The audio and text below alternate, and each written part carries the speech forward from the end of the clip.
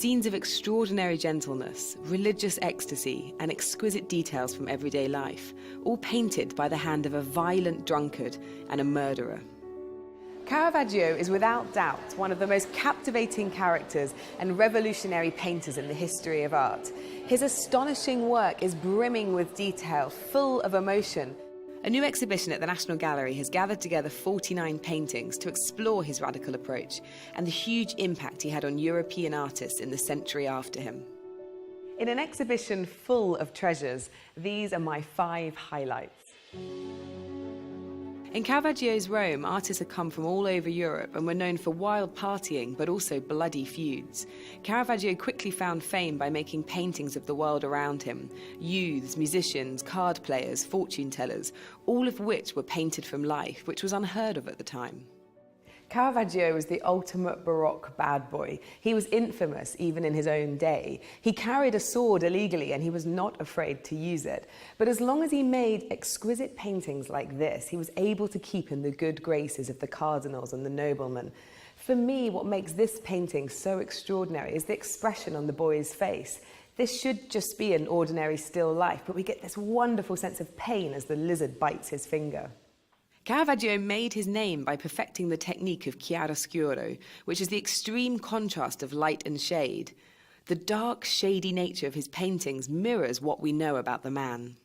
This is undoubtedly one of the masterpieces of this exhibition. Caravaggio shows us the moment Judas betrays Christ. The 2 heads are spot lit, so we see them in focus, in detail. Christ accepts the kiss with humility, but we understand he's heartbroken by the way that he's holding his hands. On the 29th of May, 1606, Caravaggio killed a man in a duel, and even the Pope had to withdraw his favour. He sent out a death warrant. Caravaggio fled Rome, and whilst in exile, he made some of his most famous works.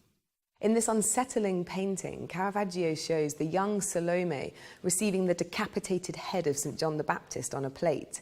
It's a violent story that he returns to several times. We're not quite sure how to read it. She doesn't touch the plate with her hands, she holds a cloth. John the Baptist seems to take his last breath in front of us. It's an incredibly captivating painting. Caravaggio's influence was huge even in his own lifetime. He inspired many painters such as Artemisia Gentileschi, who knew him as a child in Rome. Artemisia grew up to become one of the most sought-after and greatest artists in Europe, and amazingly, she was a woman. In this exquisite painting, Artemisia distills the biblical story of Susanna and her elders. She captures the moment that the men are predators. They're invading her space and she seems so vulnerable. Her flesh seems real. She's borrowed that from Caravaggio. Although his career spanned only 18 years, his international reputation spread quickly. There are so many followers of Caravaggio, we've actually given them a name, the Caravaggisti. This is a French painter, Valentin de Boulogne. Now, this painting so closely resembles one by Caravaggio that we thought it was his. You can clearly see in this work the debt to the great Roman painter. While today Caravaggio is one of the most important and recognizable names in the history of art, it's only in the last century that the extent of his achievement has been understood. This exhibition makes it so easy to fall in love with Caravaggio. He had no formal school or pupils, and yet he electrified painting across Europe. You must come and see it for yourself. It's on until January the 15th.